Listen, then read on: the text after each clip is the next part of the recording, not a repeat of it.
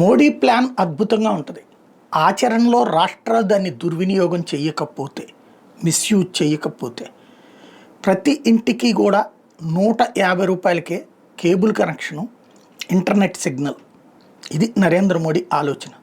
దాన్ని ఆచరణలో పెట్టేటటువంటి సందర్భంలో దేశవ్యాప్తంగా ఆప్టికల్ ఫైబర్ కేబుల్కి సంబంధించినటువంటి ఫండింగ్ ఇస్తూ వచ్చారు. దాన్ని ఆంధ్రప్రదేశ్లో దుర్వినియోగం చేశారు. తెలంగాణలో అమలు చేయలేదు, అక్కడ ఇవ్వలేదు. ఫస్ట్ మనకే ప్రయోగాత్మకంగా ఇచ్చారు.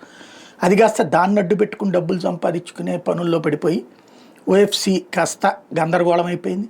రెండు ప్రభుత్వాలు దాన్ని చివరికి వాళ్ళు అప్పులు తెచ్చుకోవడానికి ఒక సాధనం కిందకు మార్చుకున్నారు. ప్రజలకు వచ్చేటప్పుడు కేబుల్ ఆపరేటర్ల దగ్గర నుంచి తీసుకునే రెగ్యులర్ రూ. 350, అట్లాగే ఇంటర్నెట్కి అదొక 500, 600 రూపాయలు.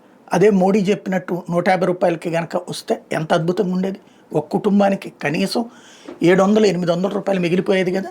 చేయలేదు. బట్ అలాగని మోడీ ఏమీ వదిలిపెట్టడు. తనకి సంబంధించిన వ్యాపారాన్ని ఎలా డెవలప్ చేయాలని చూస్తాడు. దేశవ్యాప్తంగా 6.98 లక్షలు అంటే 7 లక్షల కిలోమీటర్లకు సంబంధించినటువంటి రూట్కు ఆప్టికల్ ఫైబర్ కేబుల్స్ రిలీజ్ చేశారు లాస్ట్ 3 ఇయర్స్లో.